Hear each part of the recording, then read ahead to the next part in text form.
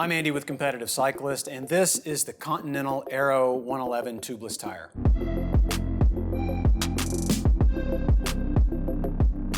Okay, I'm gonna go ahead and say it because I know you're thinking it. $120 is way too much money to spend on a single bicycle tire, right? Perhaps in this case, it might be okay. And after riding one for the past few months, I'm here to tell you why I think it's very much worth the price. But first, let's talk about what this thing is. For the Aero 111, Continental was actually last to the party. As it turns out, DT Swiss and a wheel company I hadn't heard of until very recently, Swisside, were working together to develop an aerodynamic front tire. And after they'd tunnel tested several prototypes, it was a no-brainer to ask the creator of the fastest tire on Earth, the GP5000 STR, to bring the final product to market. As an aside, I'm pretty sure everybody knows DT Swiss, but if Swisside sounds familiar for some reason, it's because you just saw them in the Pro Peloton under Team Decathlon and Ben O'Connor, who almost won the 2024 Vuelta. Anyway, back to the lab. The goal was to create the most aerodynamic front tire possible so they could match it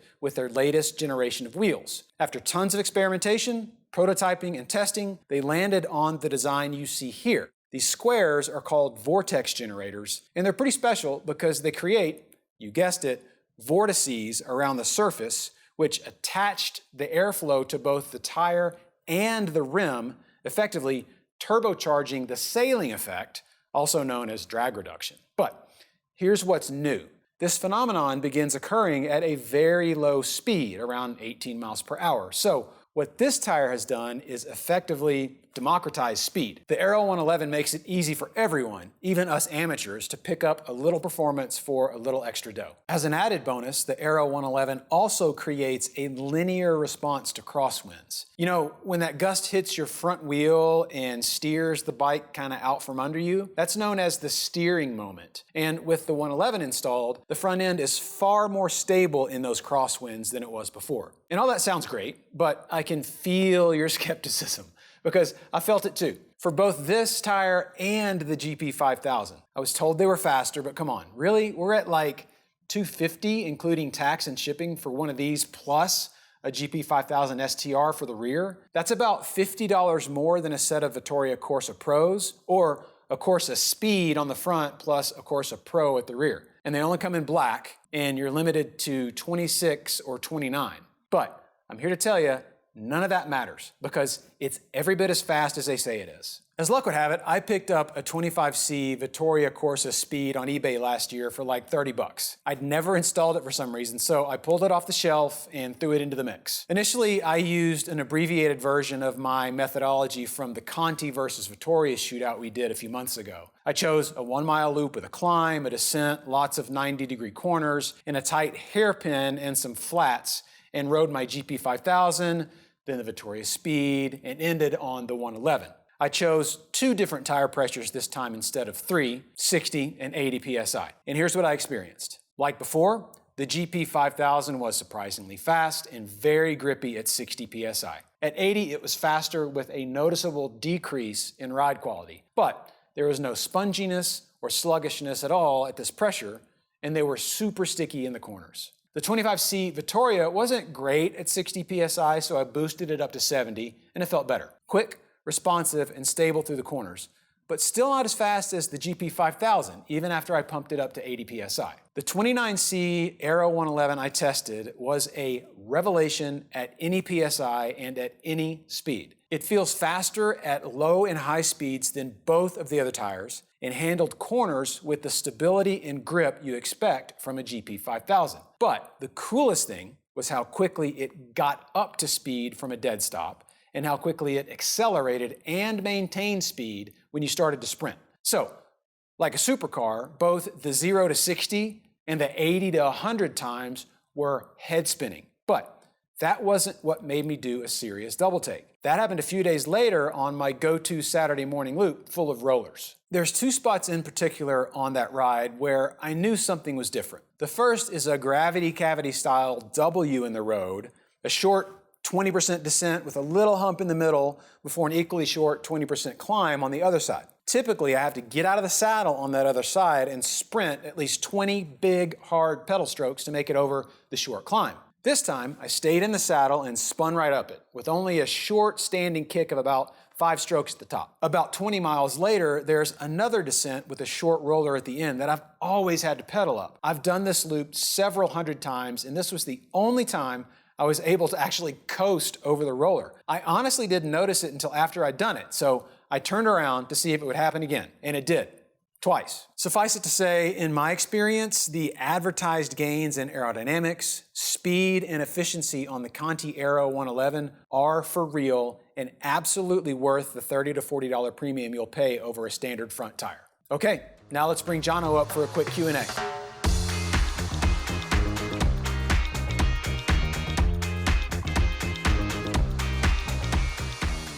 We're here with the new Aero 111. We are indeed. Got a few questions for you. Cool. What is the flat protection like? Is this as trusty as the GP5000? I think it is. I only used it for like a month, but it was a month in the arid desert part of Southern California where I live, where there's goat heads everywhere, and I ran through a couple of patches of broken glass on the side of the road that didn't give me any punctures or problems at all. So it feels in every way, shape, and form like a Continental GP5000, so I'm going to assume it's very similar from a durability perspective. And it's got the black chili, and it's got their belting in it and everything. It's just a different kind of top layer. So. Yeah, the cutouts. Yeah, no worries from a durability standpoint. Good to know. I noticed there's not a lot of tread. So on wet roads, did you get to experience any of that living in Southern California? I know it's... Yeah, I didn't ride it in the wet, so I can't say that I had good or bad experiences. I don't know. I'm going to say, based on the assumption, this has actually more tread. These channels go deeper than a GP5000. So my guess is going to be that it would clear water better if the water gets too deep, and probably handle a little bit better in wet conditions than the GP5000. Just a guess, just a theory. Don't hold me to that. Either way, I probably wouldn't push it too hard. I'm scared when the roads are wet. Yeah. What about braking performance? Did you notice any decline in that, or is having it being the same compound as a GP5000, it feels just as strong braking? I'm thinking about that because I'm trying to reflect on the little test course I did in my neighborhood. There's kind of a downhill hairpin that's like a little divided road, and that was my hard brake, hard corner, and then sprint up it. Felt very similar to the GP5000. I didn't notice any slippage, any chatteriness. Felt really close because of the way it accelerates, right? Does it feel the same decelerating under braking? I'll have to test that again and get back to you, because that's not something I paid attention to. But there was nothing that really stood out under hard braking. Didn't feel any better, didn't feel any worse. Didn't feel squirmy? No, like that? not at all. Not at all. It felt very much like a Conti. Would you use this tire under normal training rides, or would you save it for the fast weekend ride and your races? Do you want to wear out a $120 tire just putzing around town? That kind of gets into my philosophy of building a bike, and that is, why not have the fastest stuff possible on your everyday bike, right? And typically, like, I know I mentioned that Corsa Speed tire, right? That's kind of a race day only application that's thin and doesn't have much puncture protection. And so yeah, if it were that, sure, that'd be a race day only application, but this is something you can literally ride every day. It's durable enough, it's puncture resistant. The wear life on a Continental tire, you can get a year out of this thing, so why wouldn't you? Yeah, I mean, if it's like the GP5000, like people race on those and they train on them. Yeah, so. Exactly. So my philosophy is, throw it on your everyday bike and get those gains on every single ride that you take. For sure. Yep. What are your thoughts on using this tire on a non-aero bike? A non-aero bike? Yeah, so let's say like a Specialized Athos or something. Yeah, like a climbing bike. Would you ever run an aero tire on a non-aero bike? Oh, absolutely. Okay. My bike is a non-aero bike. My aero bike is a non-aero bike. And the reason I'm saying absolutely is because not only is it aerodynamic at high speeds, but the aerodynamic gains kick in at like 18 miles per hour. And I felt even like one of the coolest phenomenon that I experienced with this tire is coming to a stoplight or a stop sign and re-accelerating up to speed.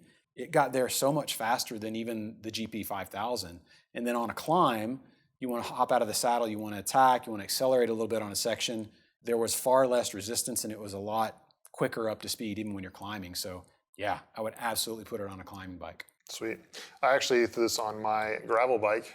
No Just way. to test, yeah, and I felt like it was faster. I don't know if it was just a mental thing, like, oh, it says Aero on the side, I'm gonna be faster, but I felt faster, and Strava says I was. I mean, so. I think as long as you're like on champagne gravel and you've got it at the right. Yeah, I mean, I was on the road, pressure. on the gravel Oh, bike. okay, Yeah. got it. You could do some light gravel, but would not recommend. No, wouldn't recommend that either. What do you think the typical lifespan is on this tire? Similar to the GP5000, or are you gonna get less? I would say 100% similar to the GP5000. It looks and feels and smells and acts and rides almost exactly like a GP5000. It's the same tire underneath with just kind of that different top layer. So durability wise, like it's going to be a great investment. It's going to last you a long time. You know, I would say a year or more. You probably want to replace it, you know, after 8 to 12 months of riding, just because tires kind of start to dry out and they start to lose their performance and all that. But like from a longevity perspective, it's every bit a GP5000 under the surface. Yeah, I'd mentioned like the grooves as well. Like if you lose those, you're kind of losing the advantage of the tire. So maybe if you're in an area that has really cambered roads, I can see one side wearing more than the other. So you want to keep an eye on that. I think so. But like if you can wear out a tire on the edges here, I'm not. You're too fast for me, man. You're descending like a madman. Yeah. What about a crit race? Would this be good for that? Oh, that's a good question. Because you're leaning over more. You're like in that groove. I don't know. It gripped great in corners. Okay. So I would absolutely want this tire in a crit race, especially because of the way it accelerates, right? And if you're in a crit with a lot of 90-degree corners and a lot of surges, 100% this tire, no doubt. But yeah, maybe a summer of crit racing, and let's put on a new one for the winter for training. Makes sense. Yep.